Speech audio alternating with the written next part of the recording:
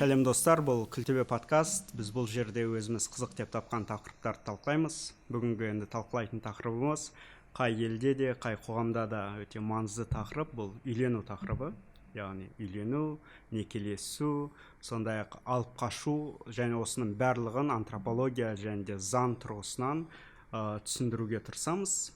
Бүгін біздің қонақтар антрополог, PhD кандидат, қазақ тойларын зерттеушісі Динар Абділда және де халықаралық құқық магистрі Сүлейман Демирел атындағы құқықтану факультетінің оқытушысы Әйгерім Құсайынқызы. Сәлеметсіздер ме?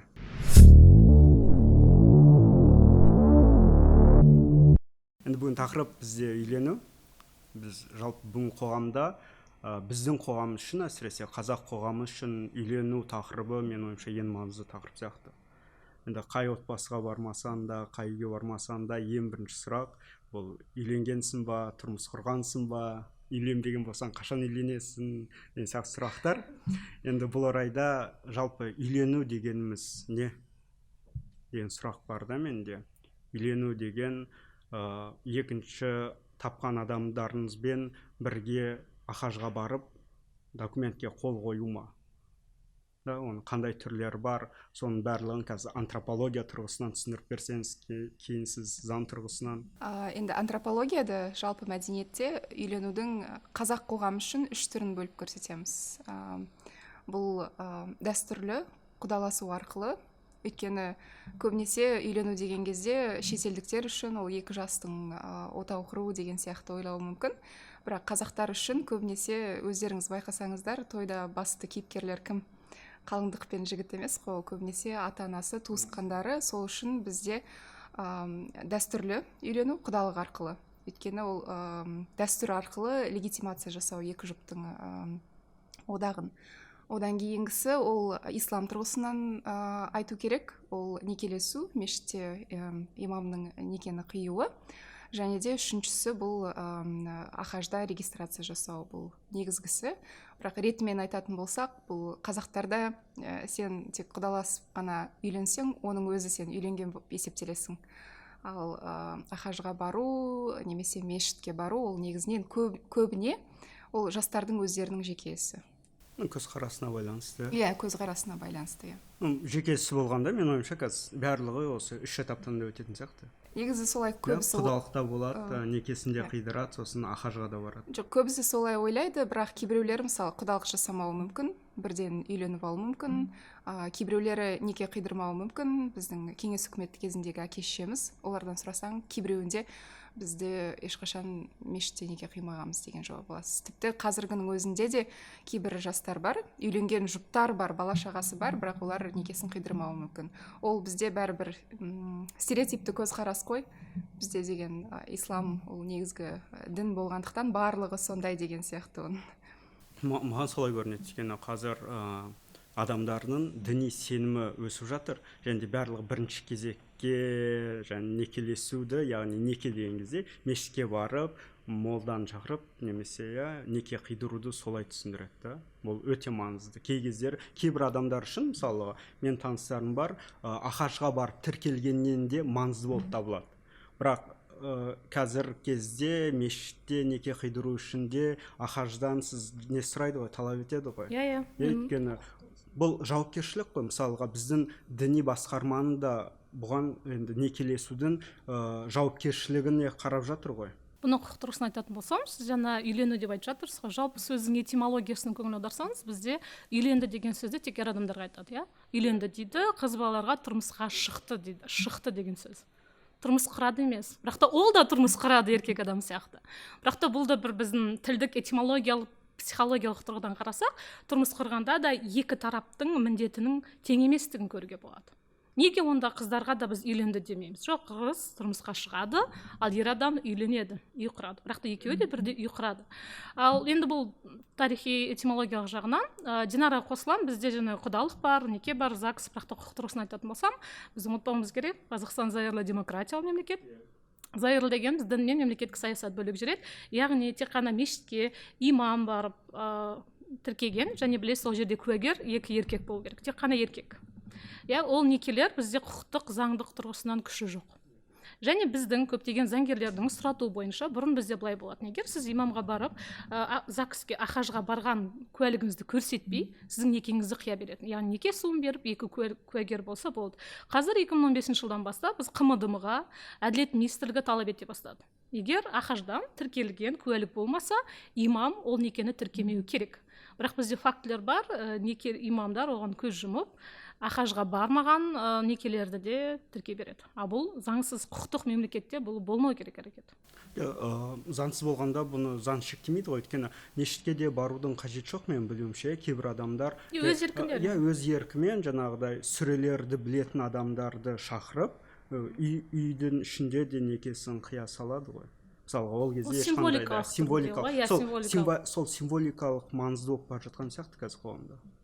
Ол сіз жаңа айтып қалдыңыз ғой, бір жастардың имамға бет бұруымен байланысты деп ойламаймын. Ол меніңше жаңағы біздің өзіміздің түп тарихымызға оралумен байланысты сияқты. Мысалы, КСРО кезінде біздің ата-анамызда ондай мүмкіндік болған жоқ. Біз оралайық сол дәстүрімізге деген көзқарас сияқты. Діни көзқарас әрине болуы мүмкін, бірақ та біз құқықтық мемлекет ретінде ондай некенің күші болмайтынын, ондай некеден дүниеге келген балалардың еш қорғалмайтынын ұмытпауымыз керек. Мен осы подкаст алдында тағы сұрастырдым. Қазірде мешітке барардың алдында қыздың әкесі немесе бауыры бару керек екен.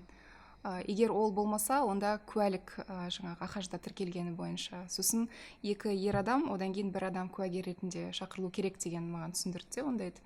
Бірақ әр кезде ол әдетте жазылған нәрсе бірақ адамдардың істейтіні әртүрлі болады да. Ол мысалы құқық бойынша бір заң жазылса, бірақ орындаған кезде адамдар оның кейбір бөлігін көз жұмуы мүмкін де, өз дегенмен жасап. Бірақ жаңағы үш түрінен басқа да не бар ғой? Азаматтық неке деп айтамыз ғой. Қазір некенің бірнеше түрі бар, әлеуметтанушылар 12 некенің түрін анықтапты. Бірақ кеңінен тараған сол азаматтық неке, иә? Біздің статистика бойынша былай айтады: бізде азаматтық некенің көбейгенін, бізде жалпы мемлекетіміз білесіздер, отбасылық құндылықтарын, отбасын қайтадан трендке әкелейік деген саясаткерлер пікір айтып жатыр. Олар неге дабыл қағып жатыр? Себебі перзентханада некесіз дүниеге келген балалардың саны өсуде.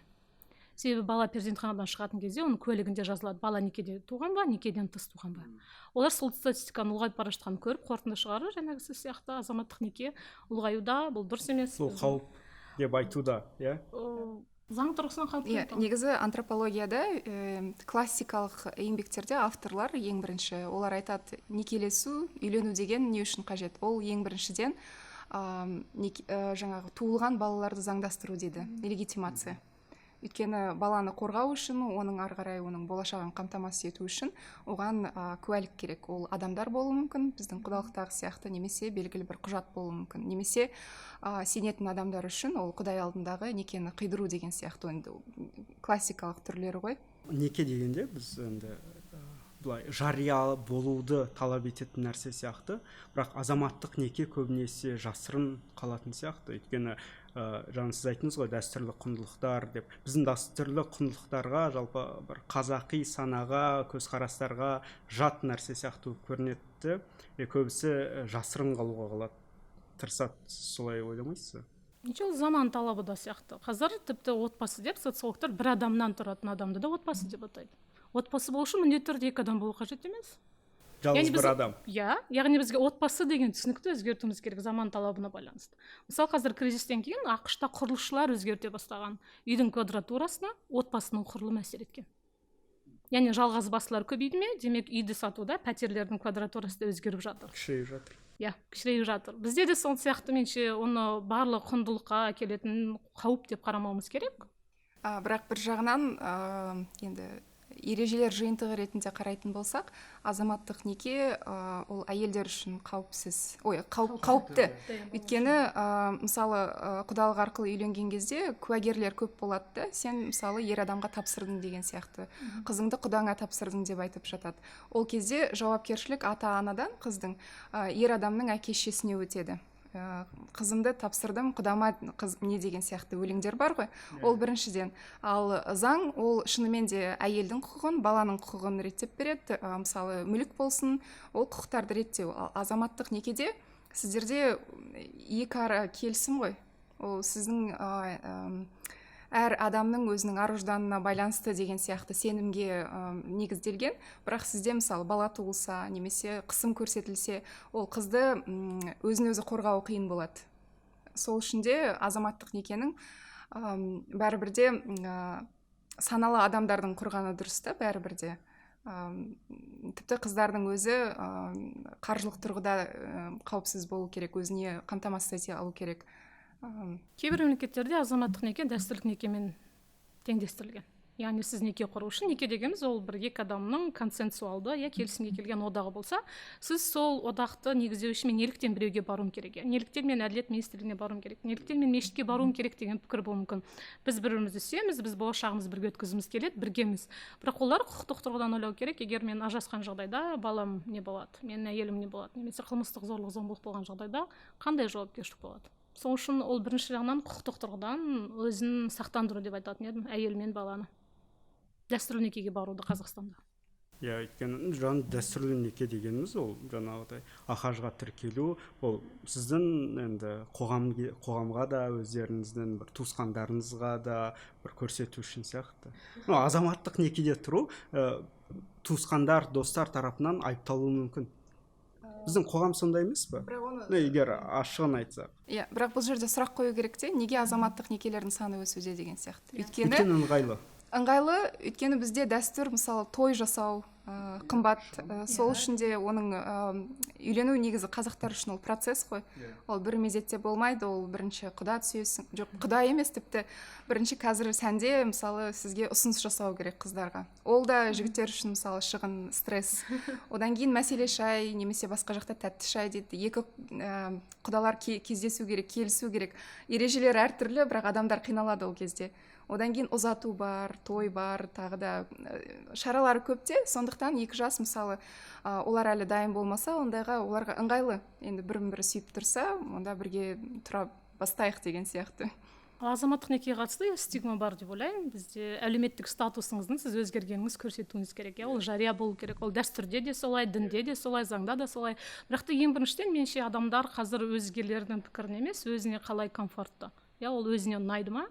Менше біз отбасыға келген кезде бұл жеке іс болғандықтан сәл эгоист болуымыз керек сияқты, кейде өзгелердің сөзіне, өзгелердің пікіріне емес.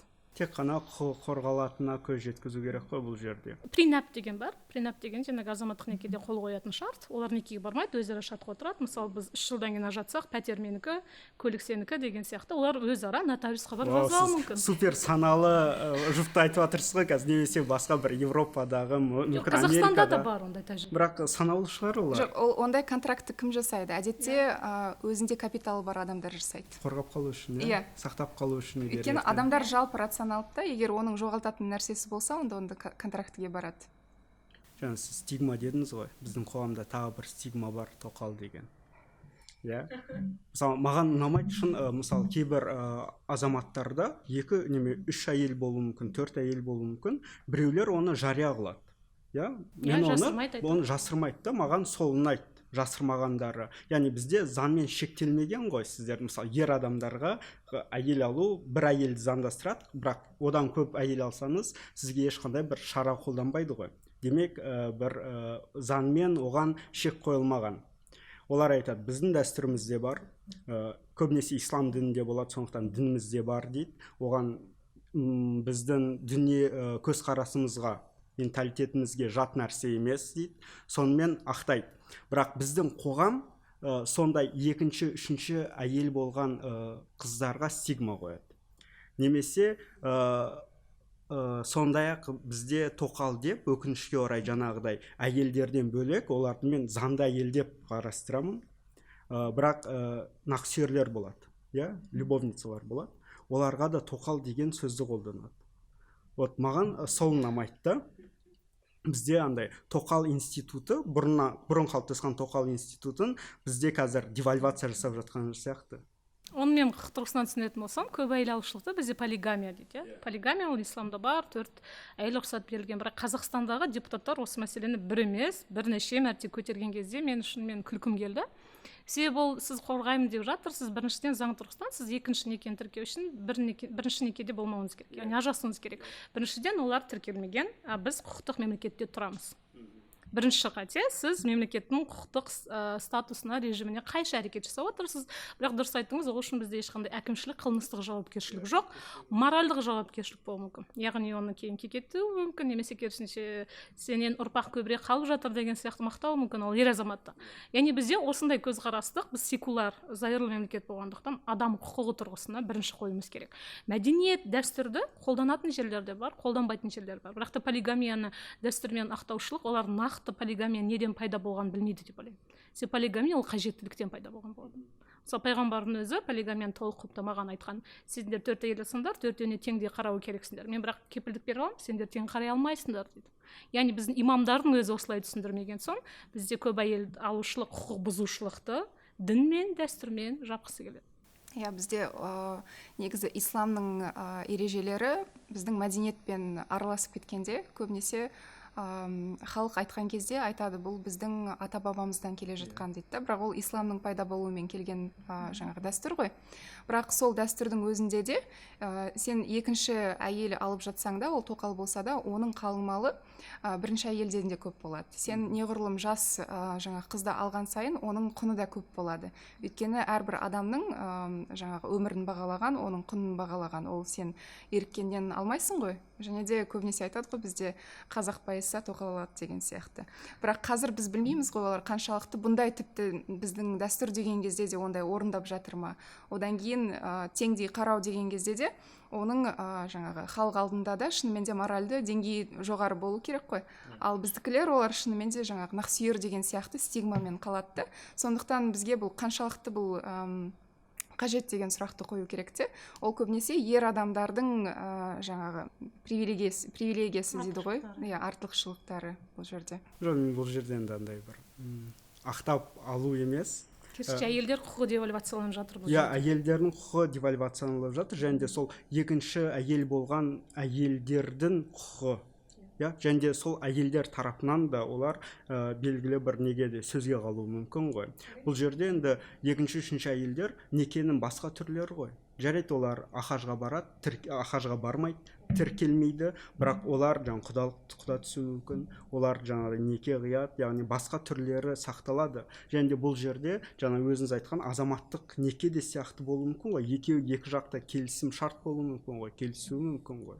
Өйткені жаңағыдай екі ересек адам, уже екі емес, көбірек адам қатысқан, өзара келісіп, сондай бір форматта отбасы құрып жатса, то есть бөлек үй, бірақ отау ішіндегі отау ма? Сонда мемлекеттің ішінде, мемлекеттің саясатына қарсы бір одақ құрса ма? Жоқ, мемлекеттік саясатқа қарсы емес, яғни бұл жерде отбасы саясатына қарсы ғой. Заң тұрғысынан. Иә, бізде полигамия жоқ.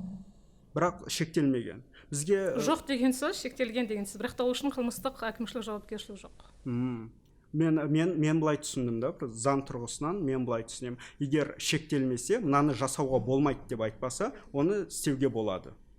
Жоқ, бізде жазылған неке және отбасы кодексінде екінші некені тіркеуге тыйым салынған. Иә, оның балалары да қалай тіркеледі мысалы.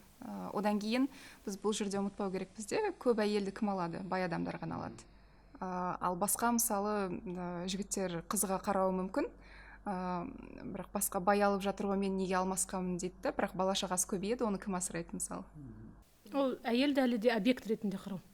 Яғни әйел ол зат, мен оны қолдан аламын, өзім білемін, ол менің меншігім сияқты қарау. Ол ғасырлар бойы мысалы феминистік қозғалыстардың, адам құқығы саласындағы қозғалыстардың ғасырлар бойы еңбекті жоққа шығаратын дәстүр, құнсыздандыратын дәстүр. Сонда қазір енді білмеймін, қазіргі ғасырда, қазіргі заманда бәрібір бұл ерікті түрде сияқты көрінеді. Олай емес па? Яғни қыздар тоқал болуға өздері келіседі.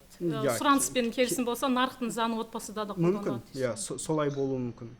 Енді жаңағы бай адамдар дедік қой, мүмкін ол депутат болуы мүмкін. Енді депутат алып қашат деп ойламаймын, енді біреуді көшеде ұнаған бір қызды мәшинеге салып алып, көмекшілермен бірге алып қашат деп ойламаймын.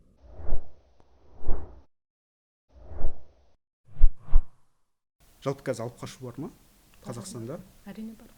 Менде алып қашу Қазақстанда жоқ сияқты.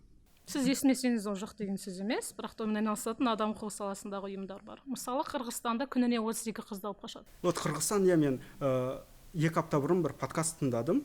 сол жақта қырғызстандық құқық қорғаушы, қателеспесем, бір қыз бала Бішкектің ішінде әлі бар деп айтты.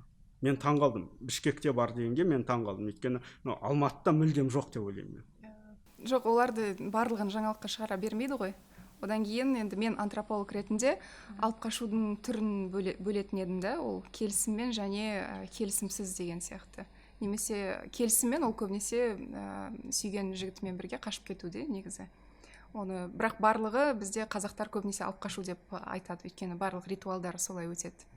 Бұл экономикалық жағдайға байланысты ғой? Жоқ, ол міндетті түрде экономика емес. Ол біріншіден адам құқығын бұзу.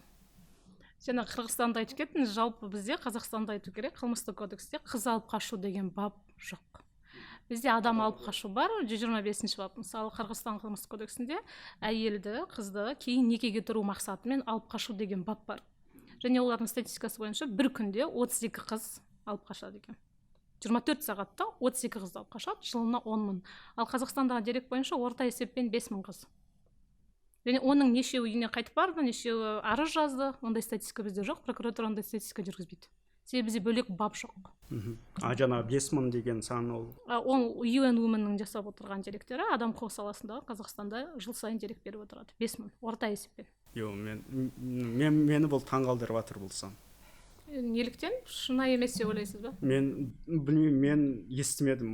Ұзақ уақыт болды, бір алып қашты дегенді естімедім. Жоқ, оны енді резонанс тудырып, оны біреу бөліспесе, мысалы сіз алыс ауылды жерлерден мысалы естімейсіз, сондай алып қашулар болады.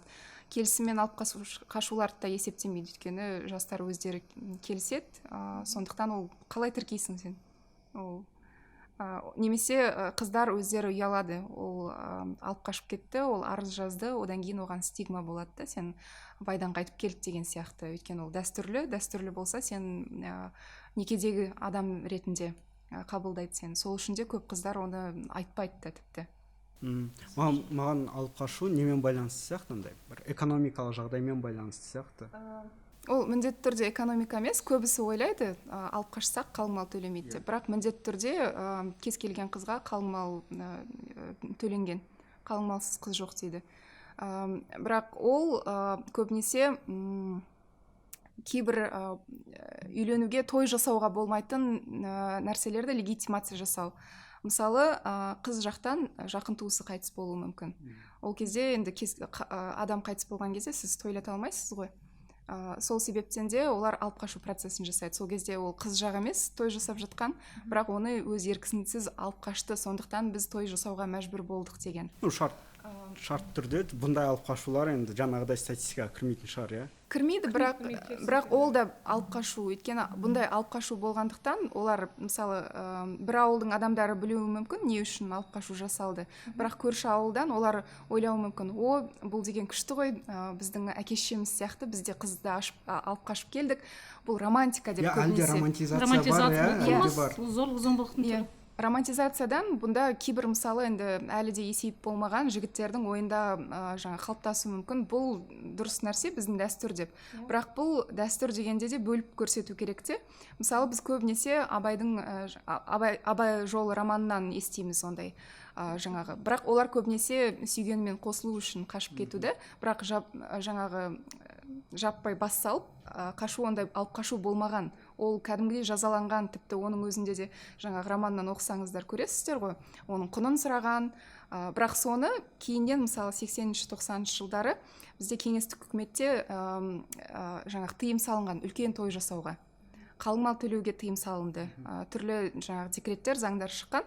Сол кезде адамдар соның жаңағы қайттан заң бұзудан қашу үшін алып қашуды бастайды, бірақ кейін дефицит кезінде бұл қайттан романтизация болып кетеді, ер адамдар жаңағы өзі танымайтын қызды алып қашатын негізі. Мен тарихи романдарда көбінесе нені көрсететін сияқты, жаңа алып қашу емес, қашып кетуді көрсететін сияқты. Сол романтизацияны сол қалыптастырған сияқты, өйткені сондай нәрсені оқысан, шынымен вау дейсің да, өйткені қазақтар, жұттар сол кезде-ақ әлеуметтік теңсіздікті жеңу үшін, бір махаббат үшін күрес ретінде бүкіл бір ауылынан қашып кетіп, бөлек бір жерге, шалғай жерге кетіп қалуға дайын болған. Ал бір қызды қазір басына мешок кигізіп машинаның артына салып алып кету, бұл зорлық зомбылық. Бұндай зорлық зомбылықты көре тұрып біздің ата бабамызды естіп деп айту victim blaming болып табылады меніңше. Себебі зорлық зомбылықтар тіпті жеті жарғының өзінде білесіз, алашордалықтардың принципінде де ол бар. Зорлық зомбылыққа тыйым салынған, гендерлік теңдікке жалпы қол жеткізу көрсетілген. Ал біз оны неліктен қазір қолданамыз? Көп жағдайда меніңше ол зорлық зомбылықты көрсетеді. Неліктен? Көп жағдайда келісімсіз алып кетеді, және бізде ол қыздар көп жағдайда қалып қалады. Неліктен? Жаңағы әжелер жолға жатып алады, немесе үйге қайтып келдім деген сияқты стигма болады. Бірақ та біз түсінуіміз керек, сіз зайырлы мемлекетте 21 ғасырда өмір сүресіз, адам құқығы ең жоғары құндылық. Сіздің дәстүріңіз, ата-анаңыздың, ауылдастарының сөзі маңызды болмау керек. Мен келсем сөйлен, мен сол үшін таң қалдым да, өйткені 2022 жыл, менің ойымша Қазақстан енді дамып жатқан ел, жаңағыдай басына мешек кигізіп, мәшинеге салып алып қашу, және сондай бір 5000 факт соған ұқсас зорлық зомбылық 5000 факт болу мені таңғалдырып жатыр. Бұл жерде сосын жоқ, ол былай ғой, мысалы алып қашудың өзінде де келісіммен болса да, көбінесе ритуал ретінде барлық қатысушылар олар перформанс жаңа қойылым қояды. Ол тіпті сен өзің бірге келісіп қашып келсең де, сен жылау керексің. Әке-шешең емес, артыңнан қуғыншылар келеді. Олар да сен бізде жерде жатқан қыз жоқ деген үшін, олар да өздері айтып жаңағы ұрсу керек. Бізді қызымды қайтар деген сияқты. Бірақ шын мәнінде олар барлығы біліп тұр. Көнетінін, және де ол өзінің сүйген жігіт екен, бірақ сонда да ол жаңағы бір ритуалдың бір бөлігі де орындалу керек. Бірақ кейбір нәрселерде, мысалы, шынымен жаңағы өзінің еркіне қарсы болса да, тура сол жаңа қойылымды көресіз. Ол жерде ажырату қиынды. Егер сіз детально сол әрбір отбасыға, жігіт пен қыздың қарым-қатынасына ондай үңіліп қарамасаңыз. Бұл кезде қызға меніңше көңіл аудару керек сияқты. Яғни қызды тыңдау керек. Өйткені жәбірленуші сол. Сен өз еркіңмен келдің бе? Еркіңе тыс па? Болды. Кеттік. Яғни қала ой деген көндіру болмау керек. Тіпті бізде білесіздер, Орта Азия мемлекеттерінде Қазақстан гендерлік сала ішінде көшбасшы мемлекеттердің бірі болып табылады салыстырмалы түрде. Бірақ біздің қылмыстық кодексте Өзбекстанмен, тіпті Грузия мен Қырғызстанмен салыстырған кезде жаңағы қыз алып қашу жоқ, адам алып қашу бар. Бірақ адам алып қашу бізде қазір 15 жылға дейін қатайды. Яғни 4 жыл мен 7 жыл, мысалы жаңағындай туыстары қатысса, ол алдын ала сөз байласқан топ болып есептеледі. Онда олар 7 жыл мен 12 жыл аралығында бас бостандығынан жоғалтуы мүмкін. Бірақ бұл заңның жұмыс істемейтін жері бар. Егер алып қашып кеткен жігіт қызды үйіне қайтарып берсе, ол жігіт ешқандай жауапкершілік болмайды. Көрдіңіздер ме? Әрекетіне жауапкершілік ешқандай жоқ. Бірақ та қыздың травмасы, психикасы, оны кім жауап береді? Ешкім. Оны қарастырмайды. Жалпы енді осы жерін нүкте қойсақ, алып қашуға бұл тоқтайтын нәрсе ғой, бір 15-20 жылда тоқтауы мүмкін, өйткені бұл Европада болды ғой, алып қашу болды ма Европада? Иә, Европада бұл, тіпті Швейцарияның өзінде де сондай не болған, орманында Аппенцель дейтін ер адамдар алып қашып кеткен. Немесе қазір Қытайдың өзінде де Тайваньмен шекаралас жерде қытайлық азаматтар, ер азаматтар тайвандық әйелдерді алып қашып келеді. Шынымен де адам ұрлау фактісі. Өйткені ол жерде қытайлық қыздардың қалың малы өте қымбат. Сол үшін олар ұрлап алып келеді. Ал Қазақстанда ол өзгеріс болып жатыр. Мысалы 80-90 жылдар өте көп болды. Одан кейін 90 жылдары кішкене кризис кезінде, бірақ экономикалық жағдайымыз жақсарғаннан бастап қыздарға әсіресе менің аргументім ол ұзату жасағалы бері легитимді жолы ұзатылған қыз жаңағы дұрыс деген сияқты. Ал сен қашып кетсең, немесе алып қашып кетсе, сен әке-шешеңнің статусына нұқсан келтіресің. Сен әке-шешең кедей, оған ұзату жасай алмады деген сияқты. Бұл дәстүр өзгертіп жатыр да, бұл жерде заңда емес, мысалы жаңағы жазаланасыз деген сияқты. Бірақ бұл жерде экономика, одан кейін қыздың статусын жаңағы қоғамда өсіру. Жалпы құндылықтардың иерархиясында заң бізде меніңше топ 3-те тұрған жоқ ешқашан, өкінішке орай. Қаншалықты құқықтық мемлекет десек те. Кейбір механизмдер жұмыс жасамайтын сол. Біз көбіне дәстүрлі қоғам сияқтымыз. Патриархалдық қоғам, бірақ сонымен біз күресуіміз керек. Отбасы мәселесіне келген кезде дәстүрлі сияқтымыз. Иә, әлі де дәстүрліміз, соның ішінде патриархалды принциптер басым. Және де енді бұл орайда алып қашу бар, зорлық зомбылықпен алған, өзінің еркінен тыс келген, бұның нәтижесінде ажырасу саны да көп болады ғой, 1-2 жылда. Оған байланысты Дюк университеті зерттеу өткізген екен. Қырғызстанда олар есептеген, қыз алып қашқаннан кейін дүниеге келген балалар денсаулығы өте нашар болады, және сол балалардың оқу үлгеріміне де әсер етеді деген ұзақ мерзімді зерттеу жүргізген.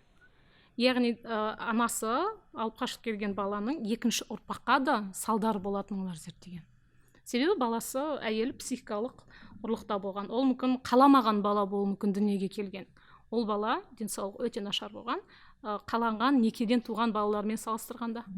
Сондықтан алып қашуды жоямыз, тек қана құқықтық мемлекет болғандықтан романтизацияламай, ғашықтардың қашып кету бөлек дүние ғой. Ата-анамыз қарсы, бізге қозы мен баяндардың дәуірі қазір жоқ деп ойлаймын. Қалқаман мамырлардың, бірақ қалқаман мамыр орта жолда өлтіріп тастады ағасы. Бірақ тура осындай жолда меніңше тек қана заңға ғана бағыну керек, ал және ер азаматтар білу керек, қандай да бір әрекет үшін жауапкершілік бар екенін. Оны жауапқа тартатын аулы, көрші, әкесі емес, заң болу керек. Заң екен. Заң үстемдік ететін қоғамға жеткен кезге дейін бұл тоқтаса екен деп ойлаймыз. Жоқ, тоқтайды, негізі тенденция соны көрсетіп жатыр. Менде ойымша экономикалық жағдайға байланысты сияқты. Негізі әлде қайда тоқтаған ол қазір. Маған да солай көрінеді, шынымды айтсам. Бірақ сонда да қауіп бар да, романтизацияламау. Қылмысты романтизацияламау. Зорлық-зомбылықты. Ол тоқтаған сияқты. Азайып келе жатыр, бірақ фактілері. Жақын бір құрбыларыңыз бар ма алып қашқан? Менде жоқ екен, бақтым орай деймін ба? Жоқ, мен басқа кейіпкерлерді білемін. Жоқ, келісіммен көбінесе, енді мен этнографиямда да көргенмін ондайды. Келісіммен біраз нелерді. Бірақ соның өзінде де қыздардың келісіммен болса да шынымен оны ұрлап кеткендей жылаған кездерін көрген. Енді ол ары қарай сыңсуға ұласты ма ары қарай? Ол шоу программаға ұласты. Жоқ, ол бәрібір эмоционалды болып кетеді. Өйткені мысалы ұзату жасаған кезде көбінесе қыздар бір инициация процесінен өтеді ғой, мысалы жастық шақпен, балалықпен қоштасады да ересектер өміріне келеді. Ал ол жерде алып қашу сондай процесс болып кетеді де, мен енді не бойдақтық өмірім бітті ма деген сияқты. Біліп тұрса да, иә. Біліп тұрса да, эмоция ғой ол, иә. Шоковый терапиямен өтеді, сыңсу әнімен емес. Ұйқыдан оятып алған сияқты түнгі тәтті ұйқысынан сондай әсер деп ойлаймын. Зорлық алып қала. Бұл соңғы сұрақ болатын алып қашу туралы. Алып қашу жайлы көп айтуға болады. Бар дүние. Маңызды, біздің қоғам үшін маңызды нәрсе, және біздің қоғамды қазір жайлап жатқан осы.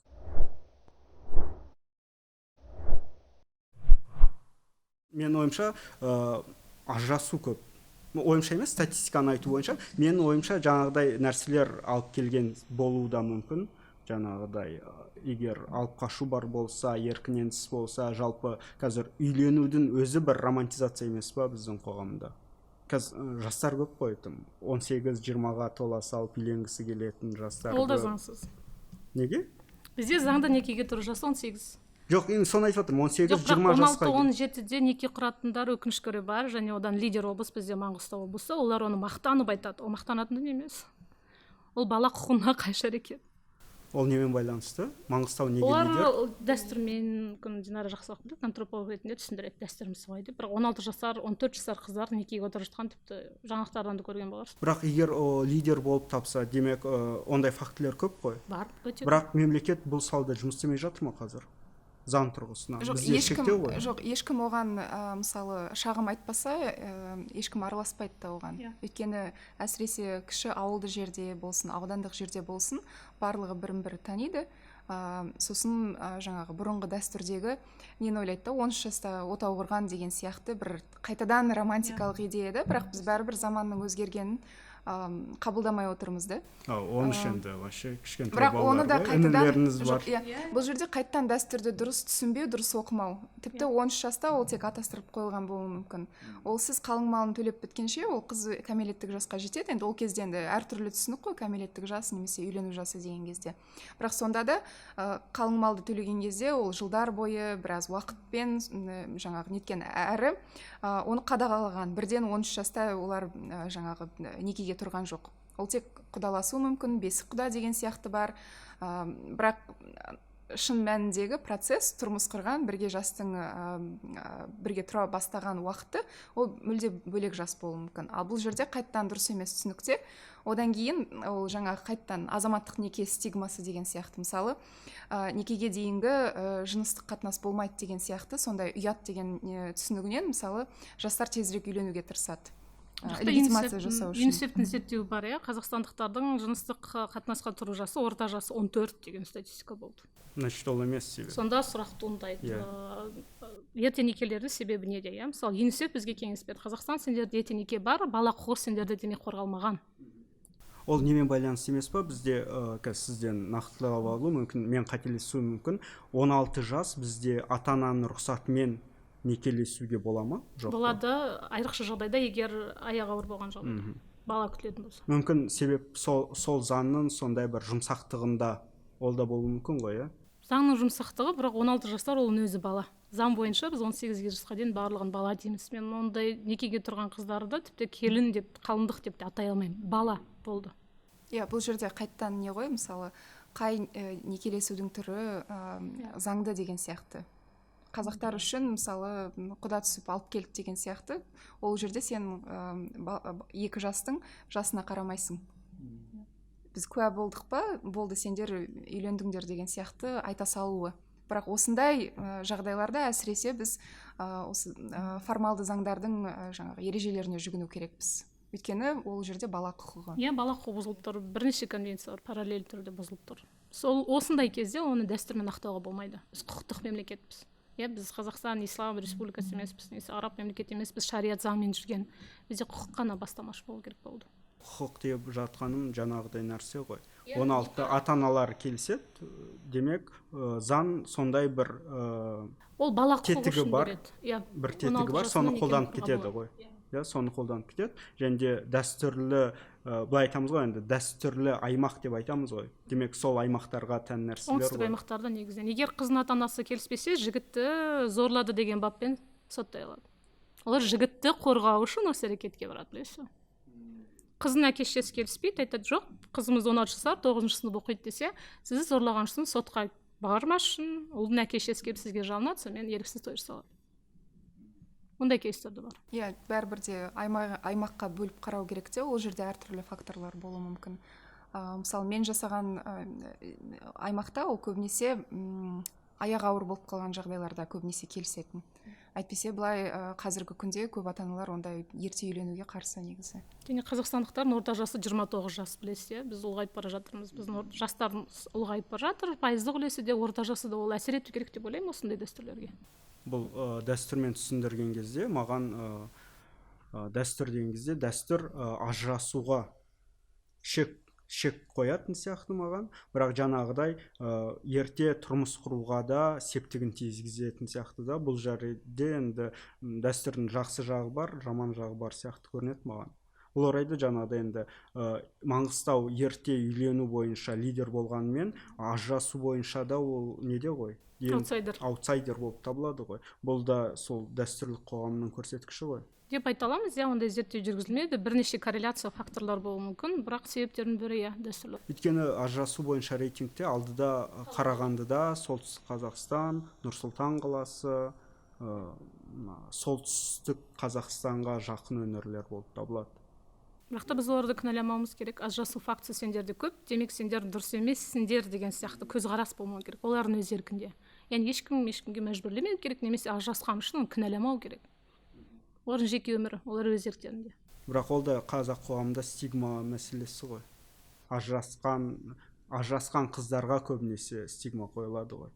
Ажырасты, қайтып келген қыз жаман деген сияқты.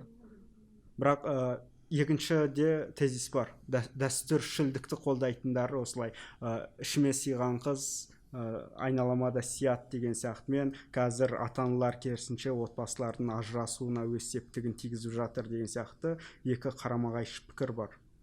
Менше бұған зерттеу жүргізу керек, бұлай айтуға болмайды. Қаншалықты екінші ұрпақ, бірінші second generation дейміз ғой, әке-шешелері қаншалықты әсер етеді, қызға ұрысты ма, қол көтерді ме, болды қайтып кет, үйіме қайтып кел деп ала ма, айтты жоқ, сені өлтірсе де қабіріңе барсам да сол үйде қал деп айта ма. Ол өңірге байланысты сияқты меніңше. Өңірге, одан кейін шынымен де сандық зерттеулер жасау керек те, статистикасын қалыптастыру үшін. Бірақ менің кішігірім жерде бақылаған бойынша ажырасулар көп, және оған ондай қатты стигма да қоймайды. Өйткені әрбір қыз бала ол бағалы деген сияқты, оған ешкім қол көтермеу керек, көбінесе қол көтеріп жатқан кезде немесе күйеуі ішетін болған жағдайда ажырасып жатады. бірақ кейін екінші рет тұрмысқа шығуы мүмкін, ондай жағдайларда қалыпты деген сияқты біртіндеп орнап келе жатыр ол да. Ондай құндылықтардың келгені дұрыс деп ойлаймын. Яғни дәстүрге емес, адам құқығына, оның екінші мәрте неке құруына да мүмкіндігі бар, оған ешкім айыптауға, мемлекет араласуға хақысы жоқ. Бірақ та біздің мемлекет отбасыны сакрализациялап, отбасы ол мемлекеттің кіші үлгісі, бұны сақтап қалу керек, ажыраспаңдар деген сияқты саясатты байқаған шығарсыздар, иә? Жалпы сондай идеология бар. Мықты отбасы, мықты мемлекет деген. Иә, енді Аристотельдің сол цитатасын бөлік аударған. Тіпті мен соңғы Тұрардың клипін көрдіңіздер ме? Сол клиптің соңында да Бейсен Құранбектің сөзімен ажыраспаңдар, саған күйеу табылады, әйел табылады, бірақ балаға ата алмайды деген өзі идеология, ажыраспаңдар дегенге айтып тұр. Бірақ меніңше ажыраспау әркімнің жеке басының ісі. Ажыраспау да, үйленіп-үйленбеу де әрбір адамның жеке ісі ғой. Иә, біз оны солай ойлаймыз, бірақ бәрібір де қоғам үйленуге де жаңағы қысым жасайды. Ол қысым деген тікелей қысым емес, бірақ сонда да қашан той деген сияқты. Мемлекетке отбасылардың көп болған тиімді экономикалық тұрғыдан бойдақтарға қарағанда. Жаңағыдай ешкім қарастырмау керек деген сияқты, бұл бір идеализация сияқты маған. Бір идеалды қоғамда өмір сүрсе екен да.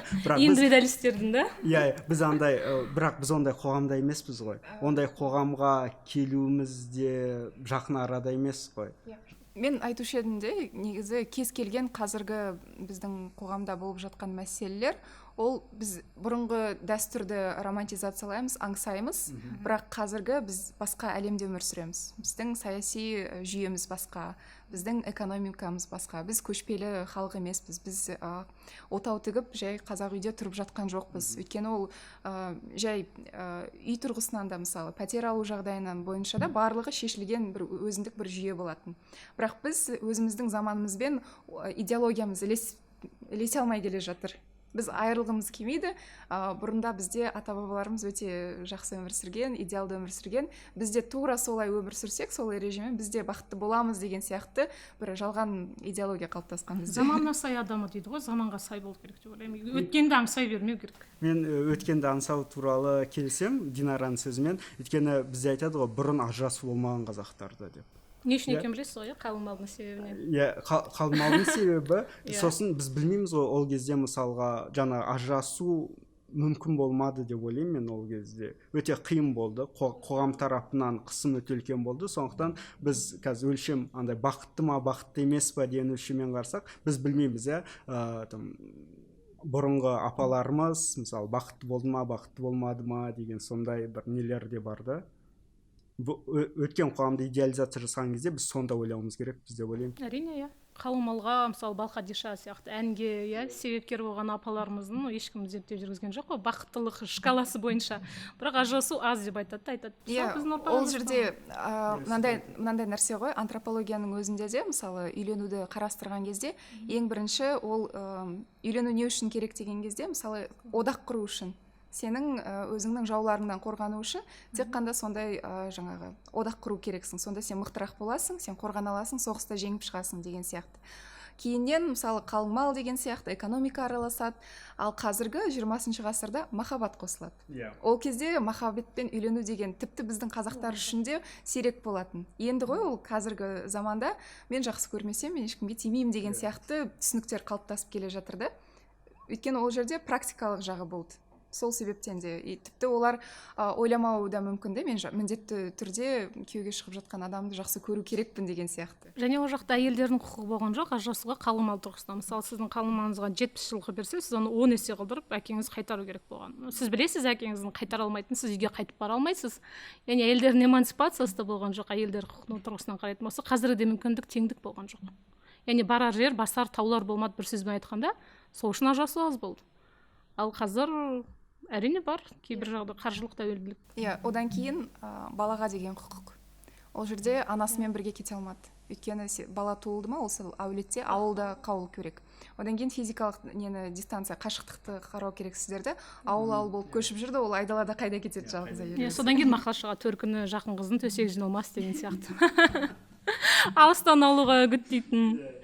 Бірақ та бізде қазір керісінше статистика бойынша ажырасқан жағдайда көп жағдайда балалар анасымен қалады. 10 жасқа дейін көп статистикада, нақты айта алмаймын, бірақ 70-тен астам анасымен қалады. 10 жасқа келген баланы өзінен сұрайды. Кіммен барғың келеді? Қазір сол жасты 7-ге дейін төмендету мәселесі қарастырылып жатыр парламентте. 7 жасар бала өзі жауап бере алатындай қабілетте, әкеммен бе анаммен бе деген сияқты. Соны дұрыс деп ойлайсыз. Бұл жақта ғылым анамен болғанын дәлелденген. Анамен болған дұрысырақ. Иә, қазақтарда сосын басқа мақал бар ғой, енді мақал деймін оны. Еркектерге көбінесе айтады ғой, бала белде, оған сен қажет емессің деген сияқты. Ажырасаң да тауып алады деген сияқты, иә. Бауыр табылмайды дейді. Бауырды бала мен әйелден жоғары қояды. Сын достарды. Достарды білмеймін, бірақ бауырды қанды өте жоғары қояды. Бірақ сондай мақалдардың өзі ғой бізге деген біз қалай өмір сүру керекпіз дегенді үгіттеп тұратын көбінесе. Иә, Борхестің осыған байланысты керемет шығармасы бар ғой. Дәлелдейді, ол тек қана қазақ қоғамында емес, жалпы әлемде бауырды әйел мен баладан жоғары қойған. Ол патриархалдық қоғам негізі. Домалағана қателеспесем, иә, бір әңгіме бар емес па, жаудың қолына түсіп қалады, ол бір адамды арқалап шығуына болады, ол өзінің күйеуін қалдырып кетеді де інісін арқалап алып келеді ғой, өйткені күйеу табылады, бала белде, бала туады, иә, бірақ іні табылмайды, бауыр табылмайды дейді. Иә, ол қайтадан, бірақ ол жерде ер адам емес, әйел адам. Иә, бірақ ол жерде қайтадан бұл жалпы адамзаттың құрастырған идеологиясы ғой, туыстық қатынастар бойынша. Мысалы, киншіп туыстық қатынастар теориясында айтады, не үшін біз деген бауыр, жаңағы әпке сіңліл дегенге сену керекпіз. Өйткені егер адамдар ондай туыстық қатынастарға сенбесе, онда ешқандай одақтар құрылмас еді. Адамдар бірін-бірі қырып тастаушы еді деген сияқты. Өйткені мысалы сіз дос болсын, досыңызды сіз тастай саласыз да, өйткені ол бауыр емес. А бауыр болса, сен қанша ренжісең де онымен біргемін деген идеология ұстап тұрады да, ол бүткіл адамзатты ыдырап кетпеу үшін деген сияқты қатты кеңінен тараған идеология. Қазір қандастық теориясы да өзгеріп жатқан сияқты, өйткені отбасылардың саны, мысалы Қазақстанда орташа отбасы балалардың саны 2. Мысалы бұрын 18 болған кезде, ол кездегі бауырлық қарым-қатынаспен қазіргілер басқа. Біз айтқан индивидуалистік көзқарасқа келе жатырмыз. Тіпті бір зерттеу бар, қытайлықтарды білесіздер, 76 мен 2016 жылдар аралығында бір отбасы бір саясат деген саясат жүргізді. Сол кезде американдық ғалымдар мынандай зерттеу жүргізіпті. Қытайлықтар 76 мен 2016 арасында дүниеге келген қытайлықтар басқа ұлт өкілдеріне қарағанда эгоист пе деген. Себебі олар отбасында жалғыз бала болған, дәлелдеген. Олар басқаға қарағанда эгоист. Себебі туған ағасы бауыры болмаған. Және сол эгоисттер қазір Қытайдың экономикасын қалай құрып жатыр деген керемет қорытындыға келеді. Әрине эгоист болады, өйткені бір балаға 6 адам. Эгоисттер экономиканы құруда бүкіл заңды бұзады деген қорытындыға келеді. Яғни олар қатыгездеу болып келеді дейді. Осындай бір қызық несі бар, корреляциясы бар. Қайтадан сол біздің экономикамыздың өзгеруі де, мысалы, өмір салтымыздың да өзгеруіне байланысты ғой. Бұрын мысалы адамдарға адамның еңбек күші маңызды болған. Мысалы, мал шаруашылығы болсын, жер өңдеу үшін саған көбірек бауыр керек болған, бала керек болған. Коллектив, ұжым керек. Ал қазір көбінесе капитал ғой, ақша ғой. Индивидуалистикке. Сол үшін енді әркім өз-өзіне ғана сенеді деген сияқты. Бірақ сонда да қайттан бұнда конфликт бар да бізде қазақ қоғамында. Мысалы, біз көбінесе бауырларға сенеміз, бірақ капитализм сені индивидуалистік іс-әрекетке итермелейді. Содан адамдарда көбінесе көңілі қалып жатады. Олардың күткені бір бөлек, бірақ іс бөлек болып жатады. Иә, біз бауырларды талқылап кеттік. Жоқ, ол қағысы бар ғой, өйткені мысалы тұрмыстық зорлық зомбылық болған жағдайда ер адамдар кімге сенеді? Кімді кінәлайды? Өзінің бауырын ба, әйелін бе? Ол жағдайда әйел. Ол қазір орын алып жатыр ғой әлі де. Ол әлі де тұрмыстық зорлық зомбылықтың ішінде бір себептердің фактор болуы мүмкін. Мысалы, ене мен келін ұрсып жатса, ол еркек адам көп жағдайда кімді жақтайды? Анасын жақтайды. Анасын. Иә, өйткені әйелін емес. Солай тәрбиелейді ғой балаларды кішкене. Бізде енді нақты статистика жоқ, 10 семьяның нешеуінде деген. Бірақ көп себептерінде, отбасының ажырасу себептерін жазады ғой қағазда. Сонда көп себептерінде енеміз араға түсті, бауыр араға түсті деген себеп жазылады. Соған қарап та қорытынды шығара аламыз. Яғни отбасылық қарым-қатынас бізге қазір қалай әсер етіп жатыр, отбасылық құндылықтар екінші отбасының пайда болуына. Егер ондай көрсеткішті жақын арада зерттеп көретін адамдар болса, қызық болатын еді. Өйткені мысалы қазір ана болып жатқандар 90 жылдар тәуелсіз Қазақстанда дүниеге келген, қыздар ана болып жатыр. Бір 15 жылдан кейін 90 жылда дүниеге келген қыздар ене болады ғой өздері бір 15 сол кезде олар қазір орта некеге жас құру ұлғайып барады Қазақстанда. Ер азаматтар 25, әйелдерде 23, бірақ ол да ұлғаяды деп ойлаймын. иә қандай болады екен да, олар да өздерінің енелері сияқты ене бола ма жоқ әлде жаңа өздері барлық проблеманы түсініп басқаша қарайтын бола ма деген Неше басқа болатын сияқты. Ол енді біздің үкіметке байланысты, біздің әл ауқатымызды қалай көтереді. Бәрібір де көбінесе конфликтілер ол тіпті ене мен бауырмен болсын, ол ақша үшін, мүлік үшін болады да. Сол үшін де біздің жағдайымыз жақсы болса, жалпы халықтікі енді орташа деңгейде, онда бәрібір де бір келісіммен деген сияқты, контракт арқылы деген сияқты ондай конфликттердің алдын жаңағы алуға болады. бірақ бізде үкімет жаңағыдай отбасы саясаты бар ғой бізде. Үкімет араласуға тырысады, заңдық тұрғыда реттеп тұруға тырысады. Араласып отыр, президент жанында комиссия бар сол бойынша. Комиссия бар, реттеп отыруға тырысады ғой олар, бірақ олар отбасының мықты болып сақталып қалғанын қалап жатыр ғой. Ажырасуды азайту, және заңсыз азаматтық некеде туғандар балалардың санын азайту, тұрмыстық зорлық-зомбылықты азайту деген сияқты. Бұл орайда біздің үкіметтің істеп жатқан саясатына көңіліңіз тола ма? Менің жоқ. Не өзгерту керек? Менің ең бірінші айтатын, тұрмыстық зорлық-зомбылықты әйелдерді заң қорғамайды. Өкінішке орай, бізде статистика бар. Тіпті өткен айда бізде ішкі істер министрлігі мынандай хабарлама жасады, тұрмыстық зорлық-зомбылық көретін 50% еркектер, 50% әйелдер деген. Біз күлкіміз келді. 50-50 деп айтты, бірақ та прокуратураның дерегі бойынша олай емес. 75% көп жағдайда әйелдер, 20% еркектер, қалған 15% балалар. Мынандай көзқарас жоқ па? Заң қорғау үшін механизмдер жасаған. Бірақ жаңа зорлық-зомбылық көрген әйелдердің өздері соңына дейін апармайды. Бұл да victim blaming, әйелді кінәлау. Арыз жазбайды, немесе соңына дейін сол арызды жеткізбейді. Бұл орайда мысалы қалай болу керек механизм? Әрбір әйелдер арызданатын солар болу керек қой. Бірінші арызды жазады, бірақ бізде көп жерде біз зерттеу жүргізгенде қалай болды? Участковый полицей келеді, өзің жаңа айтқандай сүйіп қосылған күйеуің ғой, кешіре сал, бір мәрте, немесе ертең келіп өзің арызыңды қайтарып аладың ғой, сол үшін ойлансаңшы дейді. Ол етіп айтуға хақысы жоқ. Оған араласпау керек, талап арызды алу керек. Зорлық-зомбылықты көріп тұр, көзі көгерген. Бізде өйтпейді участковалар. Іс ашқысы келмейді. Ой, бұл бытовуха ғой дейді. Тұрмыстық іс қой, біз араласпаймыз дейді. Сол үшін бізде жылына Қазақстанда 400 әйел күйеуінің қолынан қайтыс болып жатыр. Заң қорғамайды әйелдер. Сол үшін ажыраспағанда не істейді? Бұл жерде қайттан дәстүрлі түсінікпен заңның түсінігі ғой. Тіпті сол заңды орындаушы адамдардың өзі дәстүрлі ойлануы мүмкін де. Бірақ менің ойымша заң болған жерде сен тек қана сол заңмен жүру керексің, сол кезде ғана әділеттік болады. Ал егер сен әрдайым тек өзіңнің ойыңша мынау дұрыс қой, осылай жасаған дұрыс қой деп, ол бәрібір субъективті пікір ғой, оны араластырмау керек. Тіпті мемлекеттің кризистік орталықтар бар, жаңа тұрмыстық зорлық-зомбылық көрген әйелдер барады, ол 6 айдан кейін әйелді шығарып жібереді. 6 айдан кейін қайда барады? Көп жағдайда бізде Стокгольм синдромымен күйеулеріне қайтып барады, а без жерлерге екінші мәрте тұрмыстық зорлық-зомбылықтың өкінішке орай құрбаны болып отыр. Осы кезде бізде жүйені толық өзгерту керек. Участковый полицей де ешқашан өйтіп айтпау керек. Анасы да айтпау керек, үйге қайтып келме деген сияқты. Яғни бізге көзқарас адам өмірі басты құндылық болу керек деп ойлаймын. Мемлекеттің саясаты өзгеру керек қой, өйткені бір сәтте бола қоймайтын нәрсе ғой. Мемлекет бұны бүкіл шарттарын жасап беру керек қой, алу шарттарын. Шарттар содан кейін орындалуын қадағалау керек те. Ол заң дұрыс болуы мүмкін, бірақ орындалуы, оны түсінуі.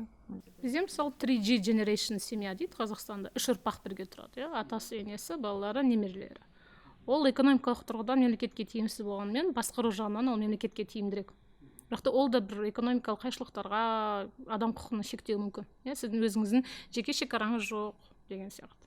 Сол үшін бұл да дәстүрлі көзқарастарды өзгерту керек. Яғни көп бала болған кезде кенжесі ата-анасының үйінде тұратын еді. Қазір 2 бала болса, біреу міндетті түрде ата-анасымен тұруға міндетті емес қой. Сол көзқарас қазіргі таңда жұмыс жасамай жатыр ғой, сол алгоритм. Соны неге өзгертпеске? Пропаганда қосылу керек қой, онда. Ата-анаңнан бөлек шық деген ба? Ата-анаңнан бөлек шық. Экономикалық қажеттілік болса ғана шығалады былайша. Одан кейін бұл жерде қайттан жұмыс жасайтын жүйені қалыптастыру керек те. Өйткені бізде бұрыннан келе қалыптасып қалған жүйе, мысалы қарттарды қарау, ол сенің балаларыңа тиесілі деген сияқты. Сен жауаптысың, міндеттісің. Бірақ егер ол мысалы пенсияға шыққан адам ол міндетті түрде аурушаң адам болмау керек қой. Ол пенсияға шығып ол демалу керек, ол жақсы өмір сүру керек. Ол үшін оның пенсиясы жақсы болу керек, оның денсаулығы жақсы болу керек. Ал денсаулық сен ауыр жұмыс жасасаң қайдан жақсы болады? Сол үшін де дұрыс жаңағы жұмыс жағдайын жасау керек. Ол өте андай кішкентай жаңағы элементтерден тұратын нәрсе ғой. Оны әр адам өзі ойлана алмайды. Ол үшін сен белгілі бір жақсы жүйе болу керек, жұмыс жасайтын. Ал бізде енді бір жағынан ол жақсы, енді ата-анаға қамқор болу, бірақ бәрібір экономика өзгеріп жатыр, шынымен де мысалы қиындықтар болып жатыр. Сол үшін де оған кәдімгідей дұрыс жұмыс жасалу керек. Және ата-әже осы кезде менше тегін бала күтуші деп қарамауымыз керек. Бізде сондай көзқарас бар. Ол тегін бала күтуші жоқ. Мемлекет балабақшамен балаларды қамтамасыз ету керек. Ол ата-ана әжесінің тәрбиесін алу бір бөлек қой. Бірақ мемлекетте осыны тек қана ата мен әже сендерге қарайтын бала бар деп қарамау керек. Себебі Қазақстандағы ауылдық жерлердің 70%-ында балабақша жоқ. Бірақ жаңағыдай сіз айтып жатқансыз, мен ойымша кейде мәселе адамдардың өздерінде сияқты болып қалады да. Өйткені менталитет мәселесі. Жігіттер жоқ ондай нәрсе. Ондай жоқ па? Жоқ, ғалымдар дәлелдеген менталитет деген. Жігіттер үйленген кезде мысалға менің мамама ұнаса екен, үйленетін алатын қызым, мамамның қолын ұзартсам екен, енелердің келіннің қолынан шай ішу деген нәрселер бөлек шықпаудың, бөлек жібермеудің нелері ғой, жаңағы алғы шарттары ғой. Ал бұл сонда біздің өзіміздің көзқарас, дәстүрлі көзқарас болмаса, ол не? Егер сенің балаларын ата-аналарына айтады, көмектеспей жатса, сен не істеп жатырсың? Мысалға, жалғыз өзің неге чай қойып жатырсың? Сен келінің бар емес па деген. Бұл біздің қоғамның көзқарасы ғой. Жоқ, оны былай айту керек те, көбінесе біз дәстүр дегенді түсінген кезде ол қатып қалған нәрсе деп ойлаймыз да. Бұрын пайда болған, әлі де сондай деген сияқты. Бірақ кез келген дәстүрді адамдар шығарады да, оны сыртқы факторларға байланысты немесе кейде ішкі болады, өзгеріске ұшыратып отырады. Қатып қалған дәстүр болмайды ол. Бірақ адамдар соны солай қабылдайды да, бұрыннан келе жатқан деп. Мысалы бізде ұзату бір кезде болды, одан кейін жоқ болып кетті, бірақ қайттан пайда болды. Бірақ ол бұрынғыдай мысалы атпен, түйемен деген сияқты емес қой, бейімделіп жатыр. Оның функциясы өзгереді. Кез келген түсінікте, мысалы экономика қалай әсер етеді, саясат қалай, немесе дін қалай әсер етеді, өзгеріп отырады ол. Ал жаңағы сіз айтқан ер азамат енеме анама ұқсайтын деген ол әр объективизация. Сіз әйелге субъект ретінде қарап тұрған жоқсыз, сіз біреуге ыңғайлы объект іздеп жүрсіз. Үй күтушісің. Тура функциялар бар, сезімді екінші орынға қойған адамды іздеп жүрсіз. Оның өзі патриархалдық құндылықтармен қалыптасқан адамдардың ішіндегі дәнек. Біз сол дәнектерді азайтумен күресуіміз керек, оған уақыт керек. Вот мен соны сұрап отырмын. Мен ешкімді мысалға айыптап жатқан жоқпын. Мен былай жасау керек деп айтып жатқан жоқпын. Біз осы қоғамда тұрып жатырмыз. Біз қазақпыз. Біздің ондаған туысқандарымыз бар. Біз қаншама той көрдік, біз бұның барлығын көріп жатырмыз ғой күнделікті. Сондықтан біз қазіргі қоғамдағы бар нәрсені бар деп айтып, және де сол жақсы ма, жаман ба емес, ол қалай өзгеретіндігі жайлы айтып жатырмыз ғой. Яғни қанша уақытта, жоқ әлде мемлекет пропаганда жасау керек па, мемлекет айту керек па, міне былай мынандай отбасы болғандарын дұрыс, былай жасауларын қате деген сияқты нәрселерді айту керек па. Бұл жолы қандай мысалға? Біз әлде бір уақыттан кейін бұл өзгере ма деген нәрселер ғой. Әйтпесе, әрине мен білем, алып қашу бұл зорлық, да, жаңа виктимблейминг деген нәрселер, объективизация, ұқсату, сен үйге үй қызметшісін әкеліп жатқан жоқсың деген нәрселер, бірақ бұл қоғамдағы бар нәрселер. Яғни біз бұл мәселені жаңағыдай ғалымдар, сіздер бір диагноз қойып беруіңіз керексіз ғой, және де оның емдеу жолдарын, бұл бұрыс болса, емдеу жолдар дұрыс болса, бұны керісінше сақтап, керісінше алып қалудың жолдары. Жоқ, бұл жерде ғалымдар олар біреуді түзету үшін зерттеу жасамайды ғой. Олар қалай бар, соны түсіндіріп беру керек, себептерін айту керек. Ал оны өзгертетін ол жаңағы саясаткерлер болуы мүмкін, немесе активистер болуы мүмкін, немесе берілген сондай бір белгілі бір ұйым болу керек те, сондай бір өздерінікі дұрыс дегенге сенетін. Ал қоғам ол түрлі факторлар, түрлі жаңағы элементтер әсер ететін, ол үнемі өзгерісте болатын нәрсе. Бірақ мемлекет пропаганда жасап, ол ешқашан өзгерте алмайды ол ондай нені. Әсіресе жеке отбасы деңгейіндегі нәрселерді. Мен жақында BBC-дан бір ролик көрдім Қытай туралы. Қытайдағы осы үйлену мәселесі бойынша. Ол жақта BBC-дің айтуы бойынша жаңағыдай видеода 25-тен асып үйленбеген қыздарға қалдықтар деп айтады екен. Және де Бізде кәрі қыз дейді. Бізде мемлекет тарапынан андай не жоқ қой, пропаганда жоқ. Мемлекет кәдімгі не жасайды, карикатуралар шығарады екен. Мысалы, мынау әлде тұрмыс құрмаған қыз деген сияқты. Қытай бұл жағдайда жалпы адам құқығын таптаған мемлекет қой. Оны мойындауымыз керек. Әлемдегі екінші экономика болса да, адам құқығын санамайтын мемлекетте бұндай карикатураның болуы орынды да шығар. Мен таңғалдырып отырған жоқ. Бірақ Қазақстан жағдайда жаңа пропаганданы айтқан кезде мен былай айтатын едім. Қандай да бір ғылымға бізде мемлекет шешім шығаратын кезде кімге сілтеме жасау керек? Имамға ма, дәстүрге ме, музейдегі экспонаттарға ма, әлде ғалымдардың зерттеуіне ме? Мәселе осында деп ойлаймын. Бізде қандай да бір шешім шығарған кезде ғалымға сүйенгенін көрдіңіз бе? Мына ғалымдар не деп жатыр? Мына ғалымдар не деп, ғалымдарды қолданады санын ғана, Кеше ғана ордадан көрген шығарсыз, Қазақстанда қыздар саны азайып бара жатыр деген ақпаратты жария етті. Қандай ар жағында идея, мақсат не болды? Соны мемлекет қалай қолданады? Ғалымдар. Бізде меніңше ешқандай дүние саясатта, яғни science based дейміз ғой, ғылымға негізделмеген. Ғылымға негізделмей біз дамыған мемлекетке кірмейміз деп ойлаймын. Жоқ, ғылымға біз сияқты ғалымдардың зерттеулері тек қана Скопустың базасында Мұқағали айтпақшы, шаң басқан архивтерде жатпау керек. Оны саясаткерлердің қолындағы құжат болу керек. Ол көбінесе ойлайды ғой, мысалы, дәстүр деуі мүмкін, немесе гендерлік құқық деуі мүмкін, оның бізге қатысы қанша деген сияқты. Бірақ мысалы антропологияда африкалық үйленулерді, некелерді зерттеген кезде ВИЧ спицаны қалай азайтамыз деу үшін халықтың мәдениетін зерттейді. Енді біз пандемияны, осындай коронавирусты күтпеу керекпіз ғой, мысалы, ондай зерттеу жасау үшін. Ол кез келген қандай ғылым болсын, оған кәдімгідей көңіл бөлу керек, оған қаржы бөлу керек, және де оның еңбегін құнсыздандырмау керек. Ол қандай ғылым болмасын. Және пандемия кезінде Қытайда айттыңыз ғой, Қытай мынандай феномен болды, ажырасудан рекорд орнатты. Қытай 2020 жылы. Қазақстанда не болды? Бала туудан бум болды.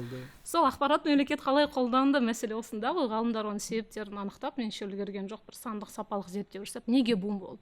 Себеп неде болды? Мүмкін орта жасқа байланысты, әлеуметтік жағдайға байланысты ма, Қызық себептер болуы мүмкін, біз білмейтін.